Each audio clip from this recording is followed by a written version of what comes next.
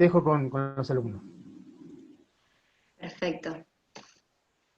A ver si me pueden confirmar si se ve la presentación. Sí, sí, se ve. Sí, sí, se ve. Buenísimo. Bueno, buenos días a todos. Como mencionamos, vamos a hablar sobre motivación en el deporte. Es un tema que a mí me gusta mucho.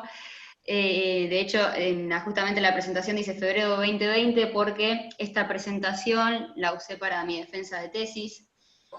Yo trabajé este tema en lo que tiene que ver el proceso motivacional de los deportistas. Y bueno, la idea es más que nada traerles un poco de lo que es este factor, cómo influye en un deportista, cómo influye en edades tempranas, más que nada, y a lo largo de toda una carrera deportiva, las consecuencias que puede traer y los beneficios también que puede traer en cuanto a la performance de cada deportista. Entonces, acá tenemos una breve presentación, una introducción al tema, ¿sí? Donde hablamos del estado motivacional de un deportista, y lo importante es decir que es un factor vital en lo que tiene que ver un desarrollo deportivo de cada persona que realiza esta actividad, una actividad física reglada y un deporte. Y hablamos de estado motivacional porque justamente no es rígido, sino que es dinámico. Este puede variar en función de un montón de cosas. Puede variar en función del contexto, del vínculo que haya con los compañeros, si es un deporte individual, si es un deporte en conjunto, si es cíclico, si tiene toma de decisiones, y también hasta puede variar en función del nivel jerárquico de la competición, porque no es lo mismo competir a nivel regional que competir a nivel internacional en un Juego Olímpico. Entonces hay que tenerlo muy presente. Entonces yo les traigo una parte teórica para que podamos definir algunos conceptos dentro de lo que tiene que ver la motivación, ¿no? En cuanto hablamos de motivación, a nivel general, esta se la considera como el motor de la conducta que adopta un sujeto frente a un deseo que quiere cumplir o un objetivo que quiere lograr. Por ejemplo, estamos hablando de que una persona adopta cierta conducta porque si desea, no sé, ser campeón de una competición, va a tener una actitud frente a ese tipo de competición, sea positiva o sea negativa.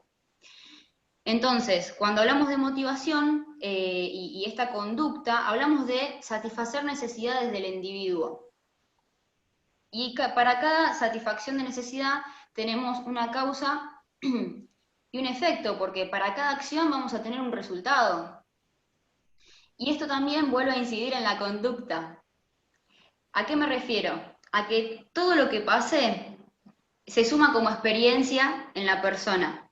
¿Sí? Esto no solamente pasa en el deporte, pasa en la vida cotidiana. Si yo tengo una motivación para realizar una acción, si la acción sale como yo quiero, voy a adoptar otro tipo de conducta frente a otra nueva motivación, ¿no?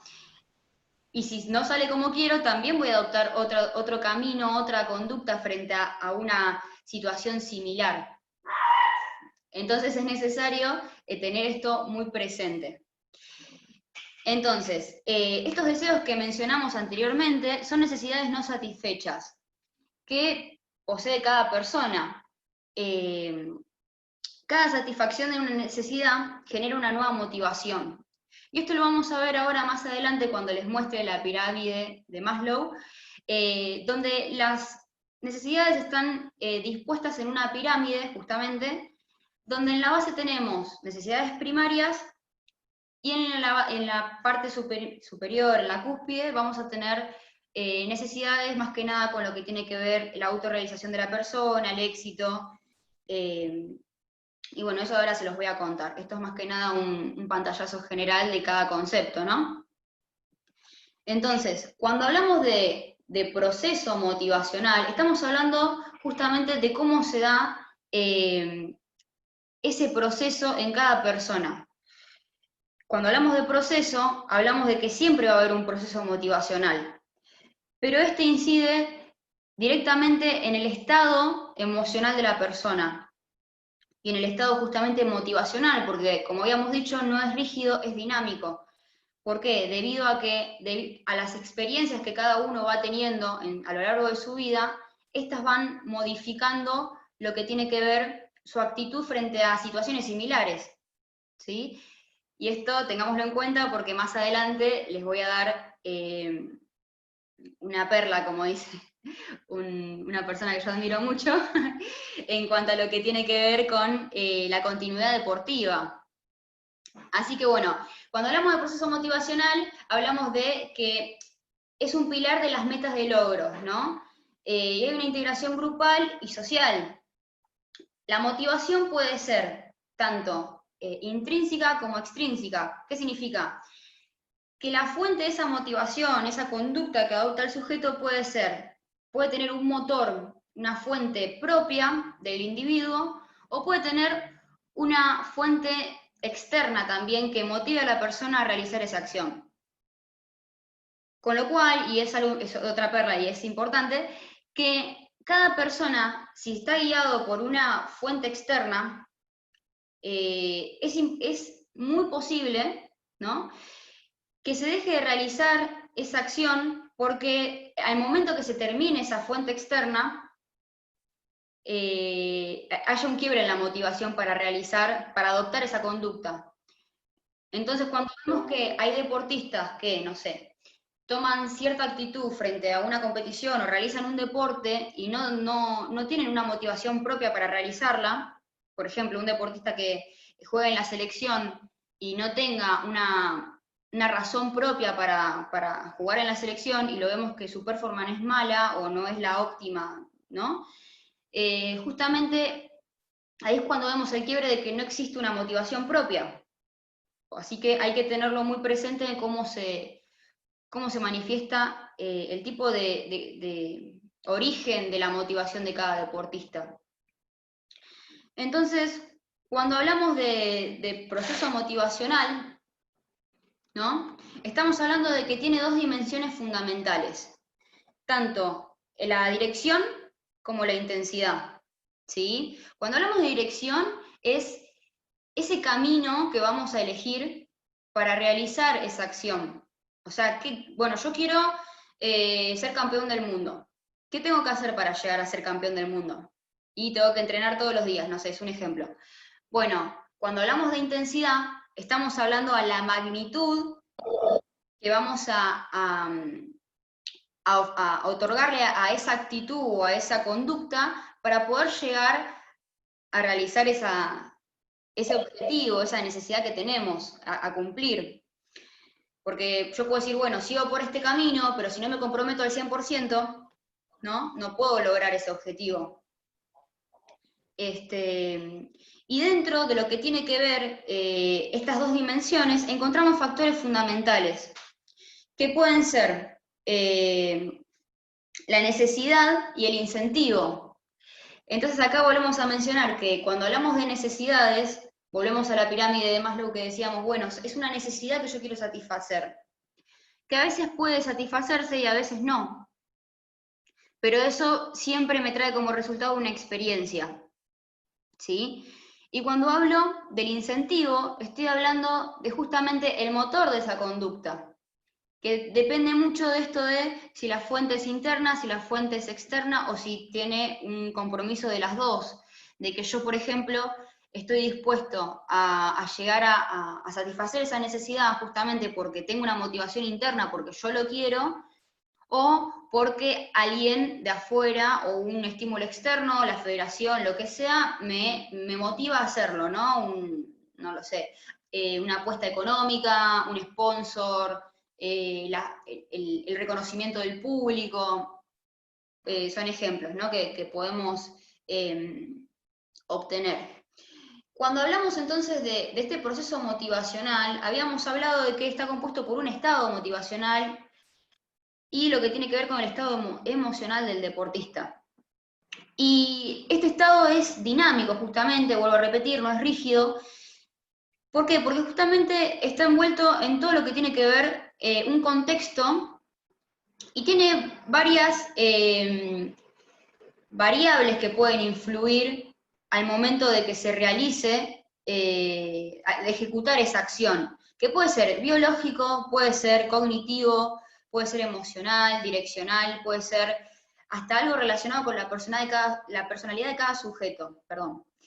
Porque ¿cuál es lo más importante saber acá? Que todos somos seres individuales y no todos disponen la motivación de la misma manera, porque justamente estamos hablando de que tiene una fuente interna.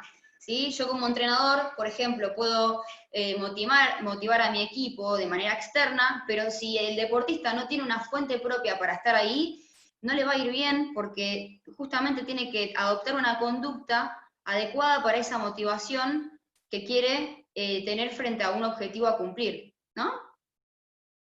Así que bueno, dentro de este proceso motivacional tenemos varios conceptos y factores que también influyen en ese estado motivacional. Y acá yo les traigo lo que tiene que ver la ansiedad y la autoconfianza, que justamente fue el tema que yo desarrollé en mi tesis. Me parecía súper interesante y me parecía súper interesante ver cómo se manifestaba en edades tempranas. Porque una de las cosas que a mí me comentaron fue, bueno, pero en edades tempranas no tendría que haber ansiedad, porque no están especializados todavía a nivel competitivo. Así que ya lo vamos a ver más adelante en la presentación, cómo influye la ansiedad justamente en el estado motivacional del deportista. Entonces, si yo hablo de ansiedad y hablamos a qué se refiere el concepto de ansiedad, es un estado justamente negativo, inmediato para el deportista, ¿sí? No solamente a nivel competitivo, sino también a nivel entrenamiento, porque hay deportistas que están justamente, no sé si sometidos es la palabra, pero sí se encuentran constantemente en un estrés deportivo, porque justamente el deporte tiene que ver con ir al extremo, de siempre estar al 90-100% para poder cumplir y tener un buen rendimiento, ¿no? Estamos hablando ya de un deporte federado, de un deporte que tiene ciertas líneas de alto rendimiento. Obviamente que hay presencia de ansiedad en deportes que son amateur o que tienen un nivel menos jerárquico en cuanto a competición, pero a nivel alto rendimiento se vive mucho más porque hay muchas cosas en juego y hay muchas más variables, ¿sí? Los deportes de conjunto que se disputan un puesto a nivel primera división, tiene mucho que ver la ansiedad y el estado motivacional del deportista. Volvemos a recalcar la importancia que tiene la motivación en el deporte para el desarrollo de un deportista. Entonces, cuando hablamos de ansiedad, hablamos de que existen dos tipos de ansiedades, la cognitiva y la somática. Vamos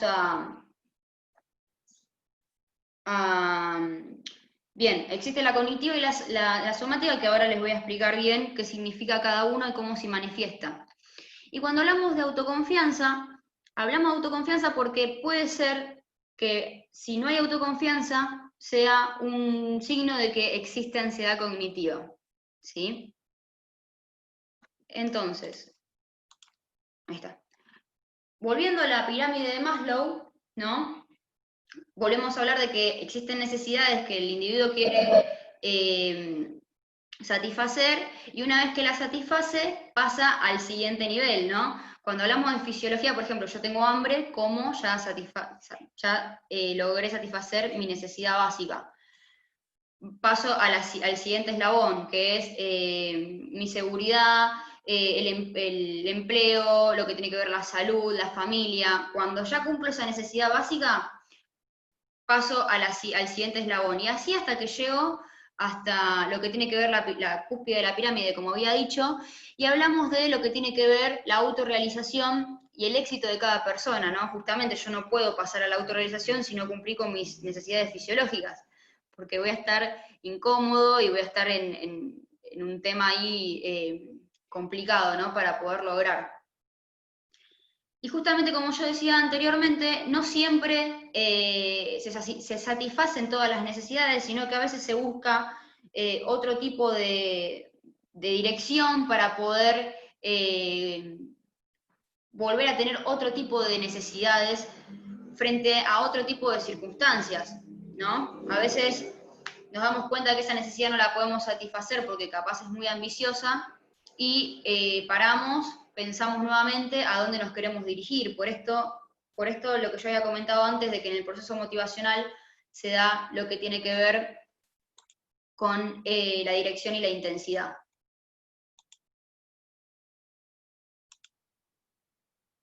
Bueno, acá estaban lo que hablábamos de la dirección, la intensidad, la necesidad, el incentivo y las variables que pueden influir en el proceso motivacional, justamente porque no es estático, sino que es dinámico. Y acá hablamos de ansiedad, ¿no? Que esto era lo que yo les quería comentar, que es un estado de emoción negativo, incluye sentimientos de aprensión y tensión. Y es sumamente importante poder identificarlo en las competiciones, porque se manifiesta de diferentes maneras. Podemos ver que la ansiedad tiene manifestaciones de síntomas fisiológicos, nos referimos a esto como somático, y cognitivo, que son síntomas psicológicos, ¿sí? Cuando hablamos de fisiológicos, estamos hablando de que aumenta la tasa cardíaca, el incremento de la presión sanguínea, aumento de la tensión muscular, me empiezan a sudar las manos, dificultades para respirar.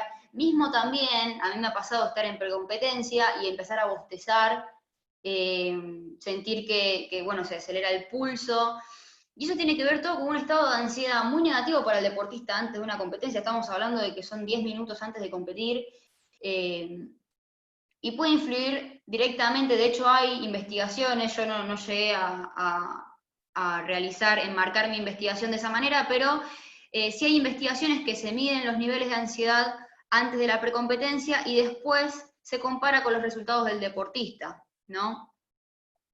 Y se puede como llegar a un análisis aproximado de lo que tiene que ver el rendimiento del deportista y la presencia de esos niveles de ansiedad. Obviamente que tenemos un montón de parámetros que influyen para que haya una buena performance en el deportista, no solamente el nivel motivacional y el estado mental, sino también tiene que haber una preparación física, un entrenamiento, nutrición, tiene que haber toda una parte de entrenamiento interdisciplinario y transdisciplinario con diferentes especialistas, kinesiólogos, nutricionistas, psicólogo deportivo, entrenador, preparador físico, ¿me entienden? En cuanto a lo que tiene que ver lo cognitivo, estamos hablando de síntomas psicológicos, y esto se puede notar mucho cuando el deportista tiene muchos pensamientos negativos antes de competir, no lo voy a poder lograr, mirá con quién compito con alguien que tiene capaz mayor jerarquía a nivel deportivo. A mí me tocó competir al lado de Georgina Bardach, tenía 12 años y dije, ¿cómo hago para resolver esta situación? Y el nivel de ansiedad fue altísimo por el tema de cómo afrontar estar en ese nivel. Y muchos deportistas les cuesta el tema este de cuando ingresan a una competencia de alto calibre como un sudamericano o un juego olímpico, y dicen, no, yo cómo voy a competir con los más importantes del mundo, cuando en realidad lo que tiene que decir es, yo estoy acá porque tengo el mismo nivel que ellos. Entonces, miren cómo cambia a nivel mental y a nivel psicológico, justamente el cambiar la afirmación. ¿Qué hago yo acá que voy a competir con ellos? Como poniéndolos por encima de un nivel que en realidad el deportista tiene porque está clasificado y tiene el mismo nivel que ellos, ¿no? Más allá de que el resultado después sea otro. La idea es cuidar justamente el estado mental del deportista, el estado de ánimo, en ese momento, y que tenga una buena experiencia, porque como dijimos, las experiencias se acumulan en el tiempo, y después es muy difícil romper con una experiencia negativa.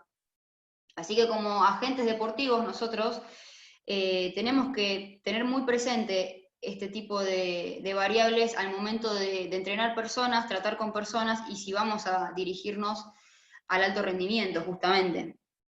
Entonces, otro tipo de síntomas que podemos ver a nivel psicológico es la preocupación del deportista, la dificultad para concentrarse, y esto se ve mucho en la toma de decisiones en los equipos deportivos, que puede ser, bueno, todo lo que tiene que ver con definición en cuanto a fútbol, futsal, básquet, la falta de concentración, la tensión, y la acentuación de conflictos personales.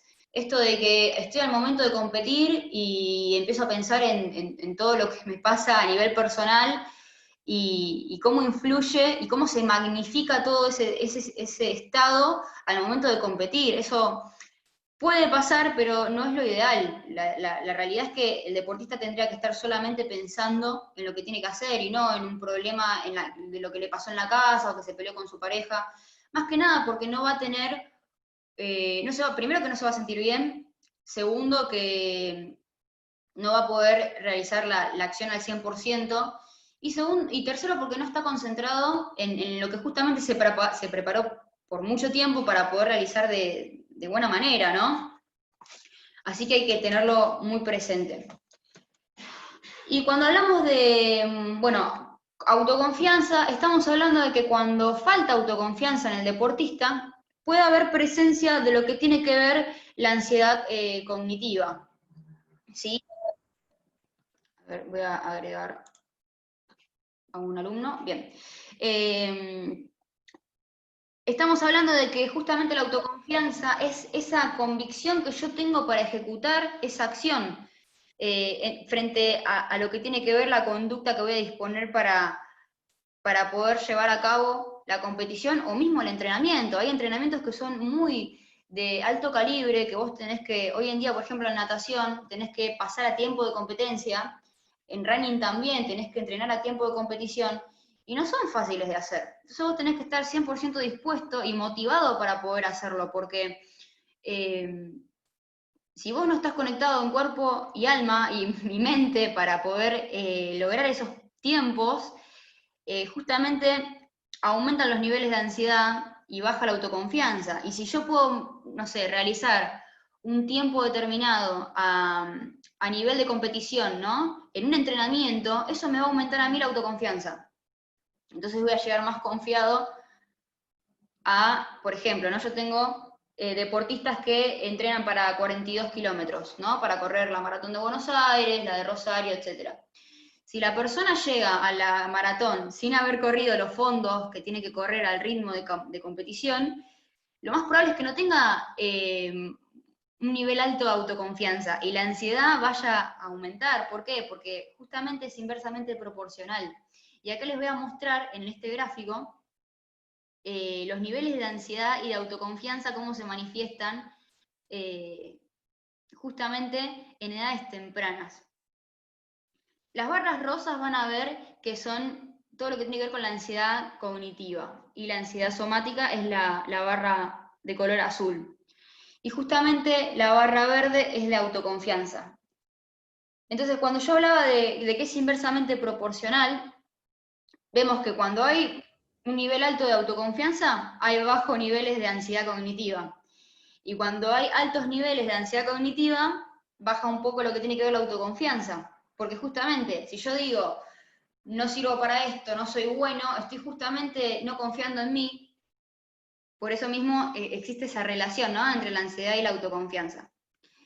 Y lo interesante de este estudio de casos fue realizado el año pasado en un metropolitano, era a nivel regional de Buenos Aires, que podemos observar, primero, que en todas las edades tenemos un nivel alto de ansiedad del casi 50%, con lo cual me parece súper elevado para edades tempranas que aún no primero que no están federados, están como, o sea, los de 10 años están como iniciándose en lo que es el ámbito federativo, y segundo, que no están en realidad profesionalizados en la disciplina, ¿no? Uno empieza a iniciarse competitivamente, se inicia competitivamente a los 12 años, ¿no? Generalmente a los deportistas de 10 y 11 empiezan a competir para ver cómo es, se manifiesta lo que tiene que ver el grupo, capaz la motivación de del deportista tiene que ver más con compartir, tener un grupo, relacionarse con otros. En cambio, cuando ya tenés 13, 14 años que te empezás a especializar en la disciplina, que ya podés ser campeón nacional, que ya podés tener un torneo internacional en Brasil, por ejemplo, empiezan a haber dudas, empieza a haber ya una experiencia de 4 años, empezás a saber cómo es la competición, quiénes son los que compiten con vos, cómo es la pileta, cómo es, a dónde vas a competir.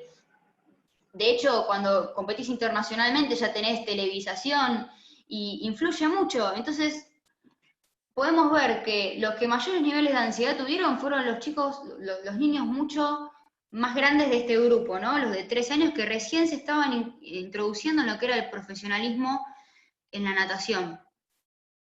¿Y cuál es la consecuencia? Yo les pregunto a ustedes, y esta es una perla, ¿cuál es la consecuencia que trae tener niveles de ansiedad altos en edades tempranas?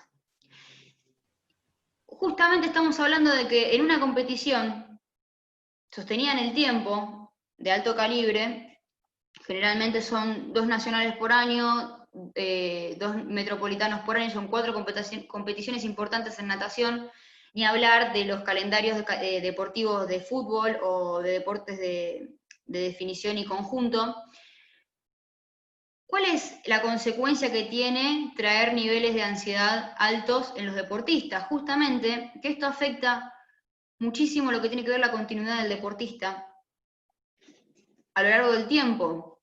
Entonces nos encontramos con un panorama de que grandes promesas del deporte como niños de 10 años que ya tienen, los testeás y te das cuenta que tienen una proyección buenísima hacia los 20 años, porque en realidad cuando hablamos de alto rendimiento estamos hablando de proyecciones de 10 años de entrenamiento. Nosotros testeamos a niños de 10 años y ya por el testeo y el tiempo que está tirando podemos sacar como un índice aproximado de a qué edad va a ser va a explotar o va a tener su mejor rendimiento, ¿no? Entonces, ¿por qué un deportista a los 12 años, a los 14, deja de competir, deja la actividad? Y bueno, este es un factor súper importante, más allá de que haya un montón de factores más.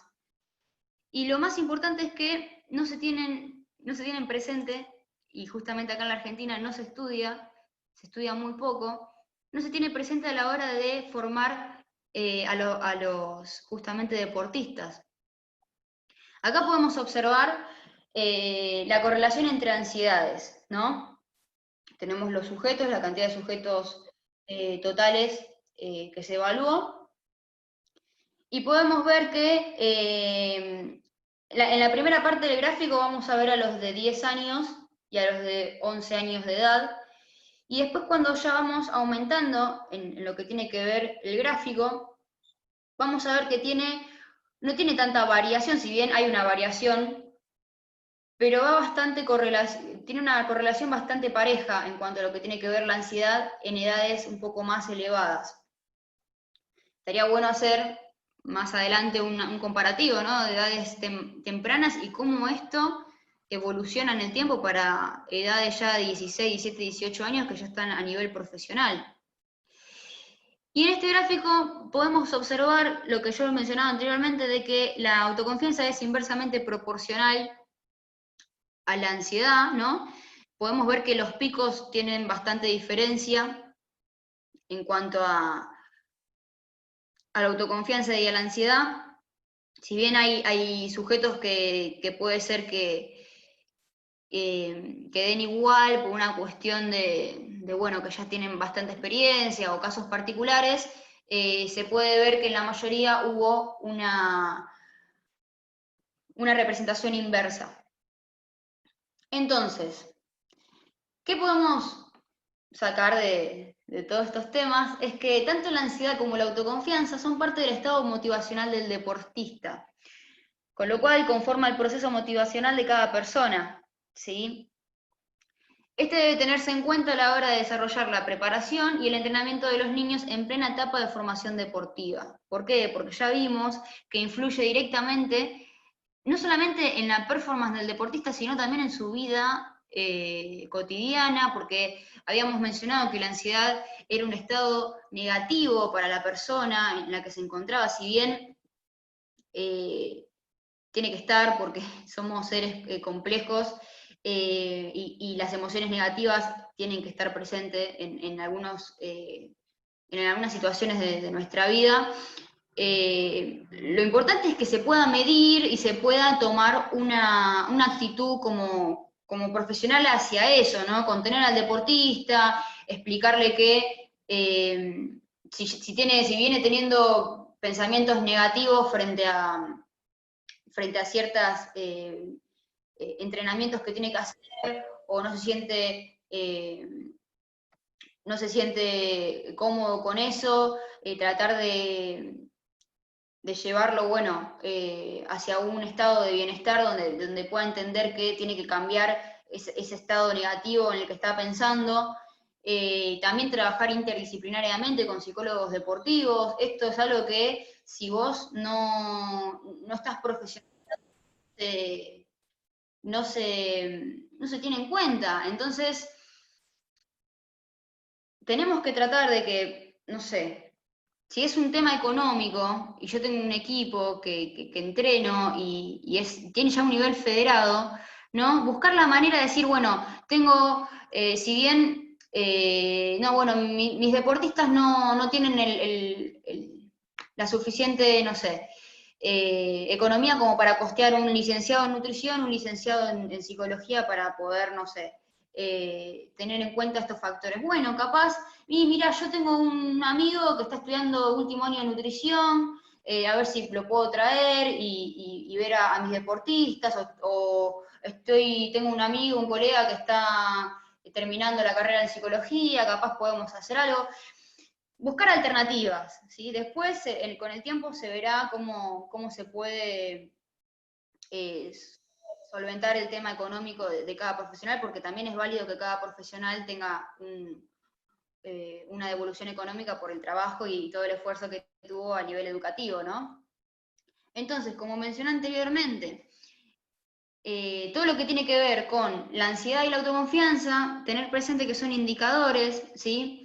Que se deben tener en cuenta para saber en qué estado está el deportista y tenerlos mucho más presente en edades tempranas, porque lo que estamos buscando es que el deportista tenga una proyección hacia el futuro, ¿sí? Hay que cuidar totalmente su estado mental y no solamente su estado físico, porque si bien los agentes deportivos, cuando me refiero a agentes deportivos hablo de profesionales, ¿no? Del deporte, como nosotros bueno, ustedes se van a graduar, yo ya soy licenciada, profesora de educación física, entrenadores, etcétera, que nosotros no solamente planificamos entrenamientos para cuidar la condición física del deportista, sino que estos indicadores hay que tenerlos presentes. Y si yo no entiendo del tema, porque no lo estudié, no me especialicé en motivación, comentarlo y trabajar interdisciplinariamente con un psicólogo deportivo, aunque también sepa del tema, también se tiene que trabajar con un psicólogo deportivo. Y justamente tener presente que estos indicadores no solamente nos muestran un panorama del deportista a nivel resultados, ¿no? Porque me pasó evaluar a una niña de 10 años que era campeona nacional con una proyección excelente de acá a 10 años, con autoconfianza al 100% y ansiedad cognitiva al 100% también. Entonces, ¿qué está pasando ahí? Tiene 10 años. Ojo, es un llamado de atención. Si nosotros queremos que esa persona, más allá de que después sea su decisión continuar o no, pueda tener por lo menos brindarle una trayectoria deportiva saludable, ¿sí? Y también cómoda, positiva, no que se lleve experiencias negativas, porque hoy en día tenemos deportistas de mi edad que fueron grandes promesas del deporte y no quieren saber nada con pisar una cancha de tenis, no quieren saber nada con pisar una pileta. Y la idea es que el deportista tenga una buena experiencia. Si bien el alto rendimiento no es salud, porque se lleva al extremo, a la salud un poco más para lograr ciertas marcas y ciertos resultados a nivel físico, hay que tratar de que por lo menos a nivel psicológico estemos lo más ordenados y que sea lo más favorable posible para el deportista. Y bueno, cuando hablamos de continuidad deportiva, seguimos justamente mencionando esto de que influye directamente la ansiedad y las experiencias negativas en la continuidad deportiva del deportista. Así que, bueno, básicamente quería comentarles estos puntos importantes en cuanto a lo que tiene que ver la motivación en el deporte. No sé si ya estoy en tiempo o si me excedí, pido disculpas. Y está silenciado, gracias. Gracias, gracias. Me parece bien, Juliana. Si vos querés parar la grabación, así no se hace tan pesado después para subir y volvemos a grabar de nuevo. Bien. ¿Cómo esto? No, eso no. Ahí está. Está grabando igual todavía, ¿eh?